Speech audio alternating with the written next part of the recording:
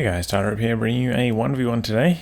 We are on Faymonville approach. Safe spawning in the south we have scoped. There's Ostheer straight away locking in German infantry. South we get some in the north we have TR, Fire and Terror as the Soviets who has guard motor, guard rifle combined arms and NKVD. In terms of ranks, scopes are around rank 80 Ost and Fire and Terror rank 120 Soviets. Looks like he's going for a conscript start as well. Bold man. Taking a look, he does have one commander with the PPSH upgrade. Maybe that's what we're going to see from him.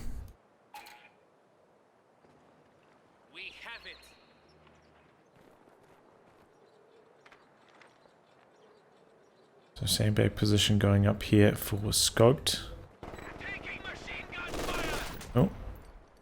And MG on the other side denying the fuel currently.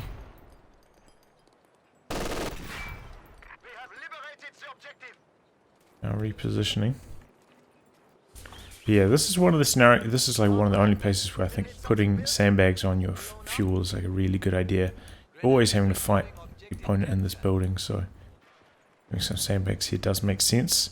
Sometimes I put them like down this angle so that they can't be used from the top from your opponent. Slightly different positioning. But from here they're like easy to access without taking any damage. G42 backpedaling here. About to get flanked by this squad of conscripts. So it did stall Fire and Terror for a little bit. So it's slightly superior fuel control to date. Using the Pioneers up. Cap up the rest of the map. Basically uncontested. Here we go now, getting to the thick of things. He is having a little bit of an issue. Oh, and still focusing this squad. Still the squad that's right next to them. Staying in this building as well, I think that's a mistake. The enemy is taking our territory. But he's hanging in there. If he can stall for long enough to get the machine gun up to assist, then that could make some sense, but it doesn't look like the machine gun's even heading in this direction.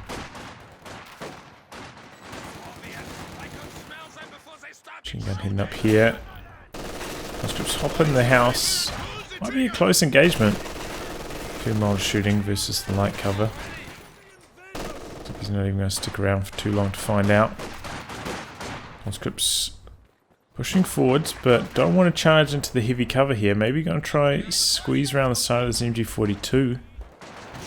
And while the other squad has gone up to the north to contest the Pioneers on the munitions. So we're seeing a 3 Grenadier tech from scoped.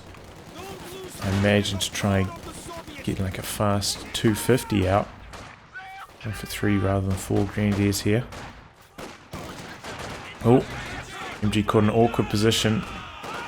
Thanks to the URA, it's going to get outmaneuvered here. Has to retreat. Grenadiers though in a good engagement up here. Pioneers just holding the line here. Our opponents are seizing a sector. Trying to stall Fire and Terror's progress, but yeah, it's overwhelming here. It's a long range cover to cover fight. Doing a bit of capping with a low house squad on the flank as well. Pretty good idea. Fire and Terror hasn't ticked medics yet. Big mistake. There's quite a lot of manpower free. Starting with his tier 2 now. But yeah, I feel like you really should have got medics up at this point. So this is what I was talking about trying to avoid by putting the sandbag down in this direction. The opponent can't use the top of it so easily. Might not matter against the MG42 obviously, because these squads, you know, there's going to be a couple models out of cover, probably going to end up getting suppressed, but in other engagements, straight firefights does make a difference. So tier 2 going up and a Maxim coming up for Fire and Terror. Meanwhile, we do have the 250 coming in for scoped. I mean, why would we have AT grenades at this point? But they're definitely not ticked. Going for medics now. A little bit late though. We could have already saved like 50 manpower or so if he got them by now. And cancels the medics, going for the AT grenades now.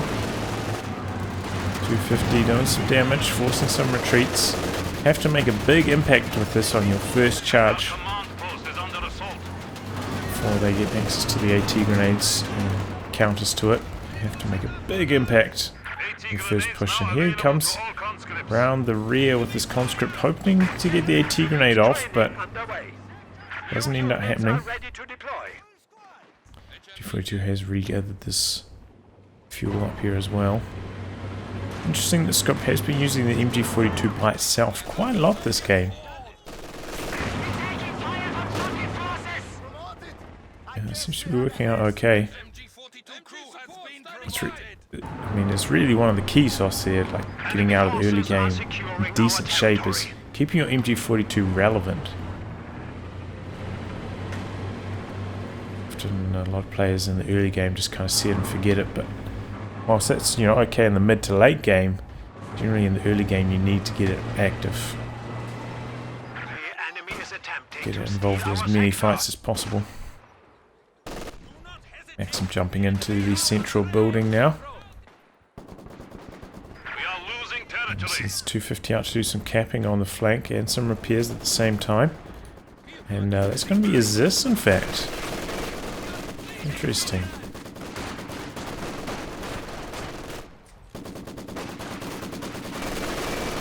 I don't know if that's 100% necessary.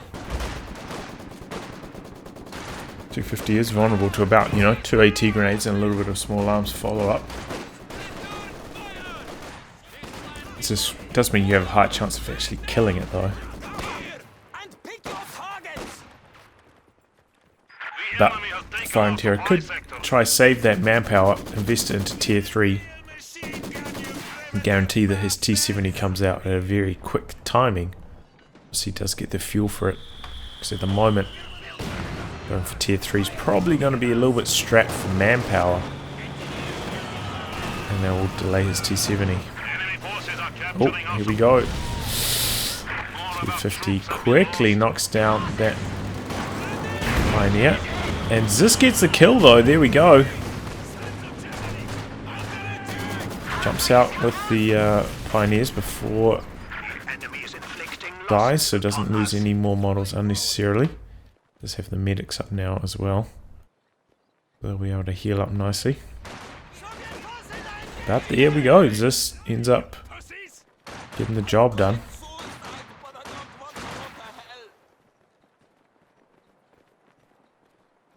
You often forget about, like, well, you know, a lot of players don't play with conscripts these days, but having AT grenades on all these squads does make a difference when dealing with light vehicles. Big difference. You kind of forget that once you've been playing penals for so long. Barrage into the building, MG returning fire. Who's going to lose first? Looks like the building's about to run out of health. And here come the PPSHs. Oh, is that a full wipe from that rifle grenade? Big plays there. Conscript goes down.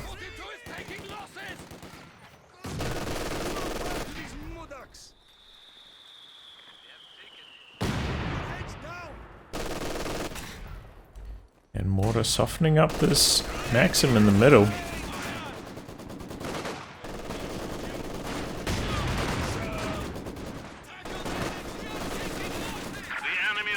It's just charging forwards here.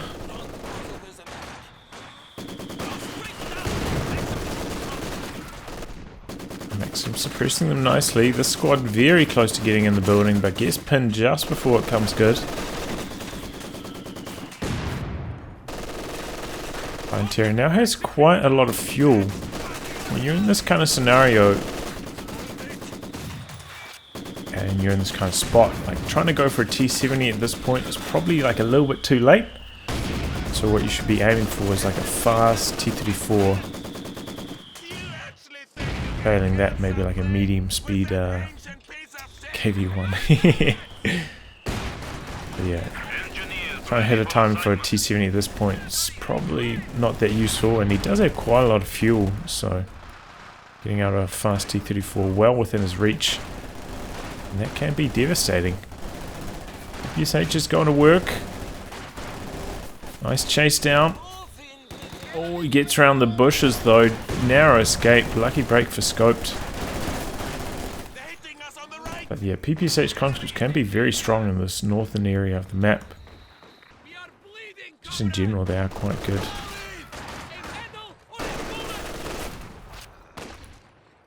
I'm just chopping away here. He should just retreat, save his manpower. Not going to get much done. Enemy forces are neutralizing a sector. Second MG pushing forwards. Looking to get aggressive on the fuel.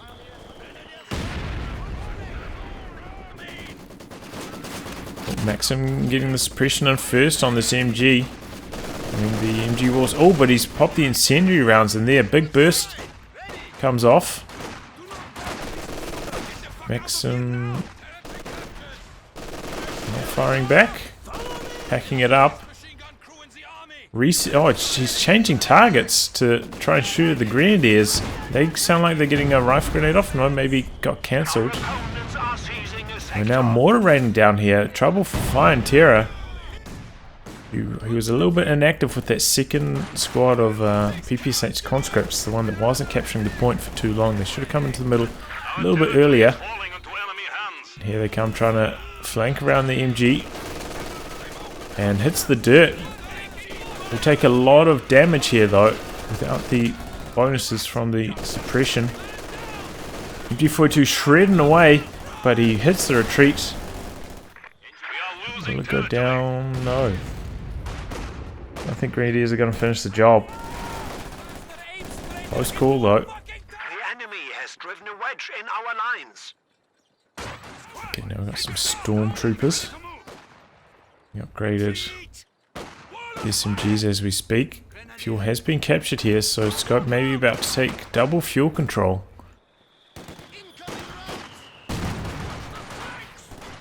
So forcing away these units very easily. The LMG Green trying to backpedal, soft retreat maybe to light cover or something. Indeed.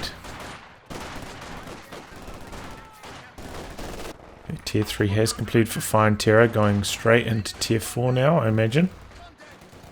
It was a little bit late starting all this tech though. So even like a fast T-34 is not going to be like right on time, and he has been bleeding a lot of manpower as well.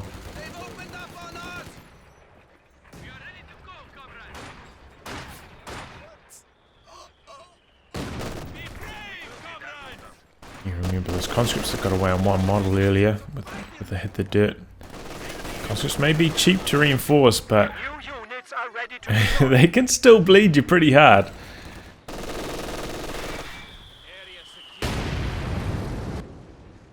T4 up. Yes, we've gotten a second combat engineer squad. Maybe that's also where his manpower's gone at this stage.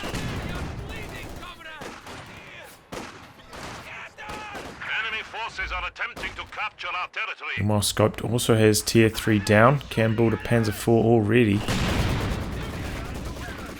It's a strong fuel control.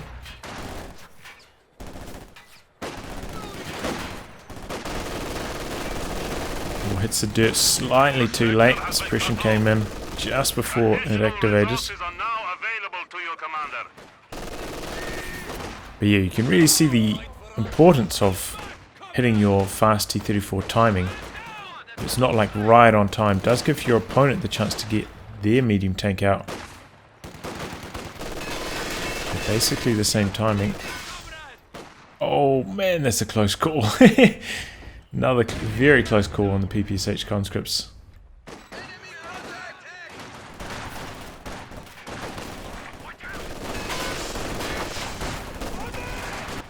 And yes, Fire and Terror is really struggling for map control right now. It's This last 2 minutes or so, he's had a lot of issues.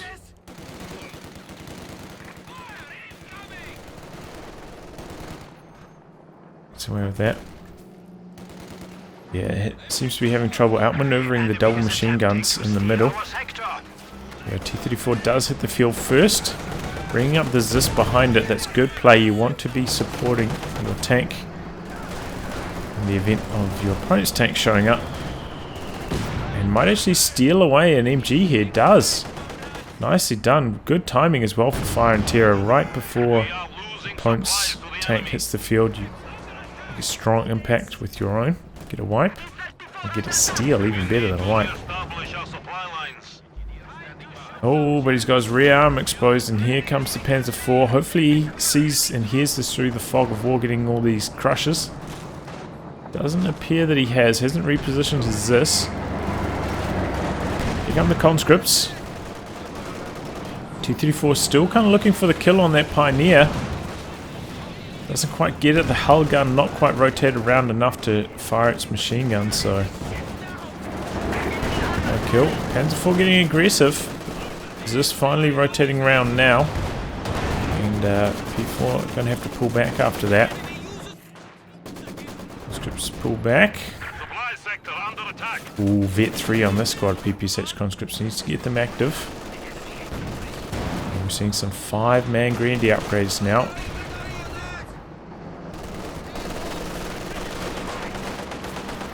Going after these Grenadiers. Just in way before you lose control of the fuel. Very important. T-34's got a window here. Opponent doesn't have even tier 2 down, so no pack coming in anytime soon. And just facing off against the one lone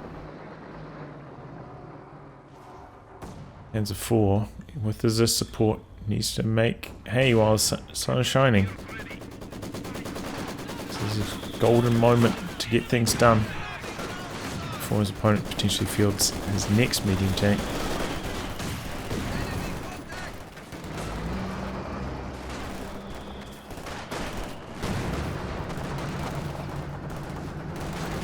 But the Panzer IV is repaired up. Definitely didn't capitalize on that enough with the T-34. Making a big push here. Oh, T-34 spins around, exposes the rear. There's some guaranteed damage. But there's this one's there in support. This is the way the Panzer IV. Maybe a little bit too much hit the usage from Fire and Terror. But it's good to see it used. And also maybe his machine gun's a little bit far back here. Oh, T-34 coming after him. Is this not in a position to return fire? And currently exposed because his machine gun's a little bit too far back. Oh! Panzer IV now with his rear exposed. One shot from death. But T-34 takes a Faust. Can't chase any further, and the Maxim finally gets suppression just before the Zis goes down.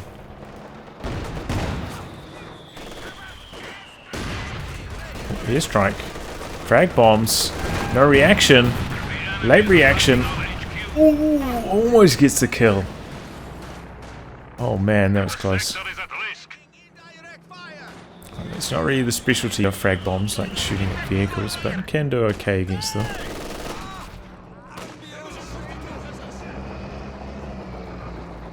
Double engineers should lead to some pretty fast repairs for this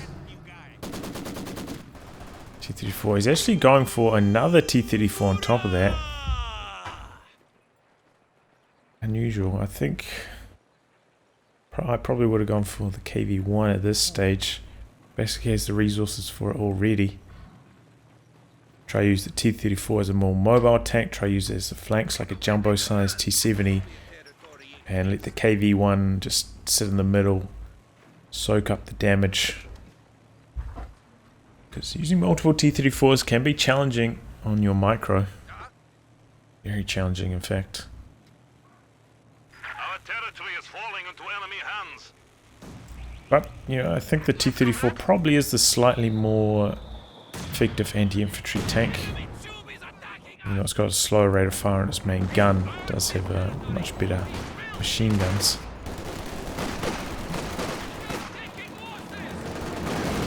That's Panzer IV making an impact on the left. We do have a fresh one just onto the field, hitting the right side of the map. Oh, he's gone for an ML20. He cancelled that. He cancelled it. Okay. Squad goes down here for free. Fire and Terror having trouble microing multiple engagements at once, it seems. It seems to be where his squad losses have been. It's not even been from like 3 engagements at once. It's been more from like just even 2. He's trouble controlling. Just in a pretty decent position here. Can't believe he completed the ML20 though after seeing the second Panzer IV. One of our machine guns has been silenced. I mean, I enjoy how it's a meme as much as the next man, but he needs some more help in the anti-tank department, especially after losing another squad of conscripts and less access to the anti-tank grenades. A risky one, but looks like he's about to start firing. Howitzer way off to the side though.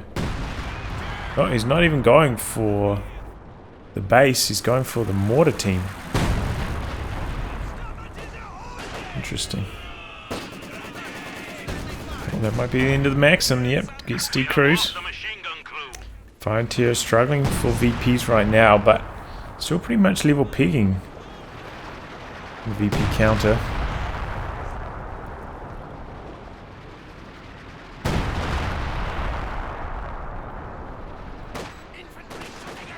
The scope continues. Oh, there we go. More does end up going down to the Howitzer. First kills. Su-85 tank destroyer ready. And getting an Su-85. Well, there we go. The enemy has taken our supply sector. Better late than never, but there was potential that he could have got overrun before this Su-85 hit the field. And even still, you know, Su-85 can be tough to maneuver around sometimes. Not too bad on this map though.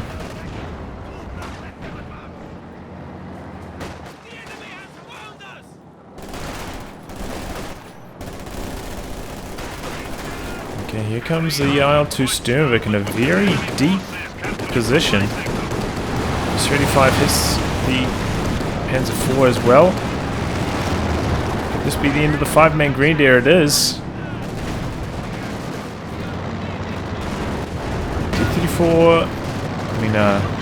Panzer IV coming over to fight back, force away the Su-85. Here comes the T-34 though. It's going to get locked on by the strafing planes. If he can find the angles here, I mean these tanks will be shooting at the planes with their machine guns. This is really dicey for Scoped. He could lose it all here. Howitzer fire coming in. Su-85 not pushing in aggressively though. I thought he might come up here with a focused sight and just try and look for targets in the base. Not the case. Still repairing in the danger zone. Needs to come up to the north of his base area. Maybe he's aware that the stormtroopers are around somewhere but can't find them right now. So maybe that's what he's hunting for with this T-34. Scope breaking out to the north now. Enemy forces are capturing our supplies. HMG crew is ready. Machine gun ready. Yeah, I feel like Fire and Terror could have pushed a little bit harder, maybe taking out one of these tanks. Maybe giving his opponent's base a little bit too much respect. It's terrifying running into the base sector though.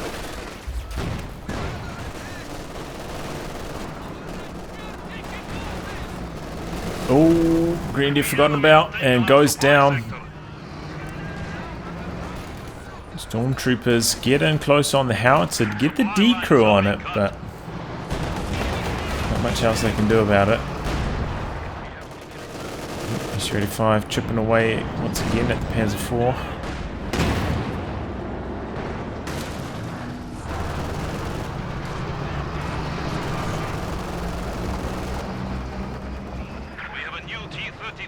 It's not like the Stormtroopers have a demolition charge or anything. You can't destroy the ML-20, just decrew it. Frontier is still a little bit strapped for manpower though, has just gone for another T-34. The 2 T-34s and SU-85 as well as a ZIS V2 at that. Against 3 Panzer IVs. This could be explosive. In these kind of scenarios, somebody goes like all in and it's just like a crazy action, and whoever's micro in the clutch is stronger, and whoever has the better positioning at the start of the engagement wins.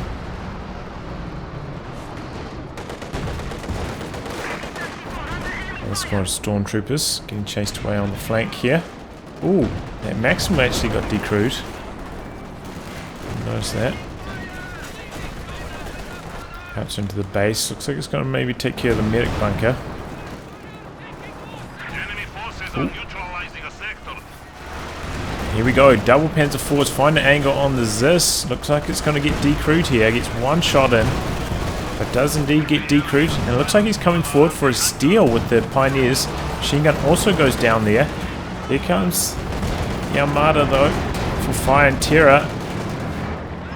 Having trouble with the angling. Both the Panzer IVs, no, they're coming back.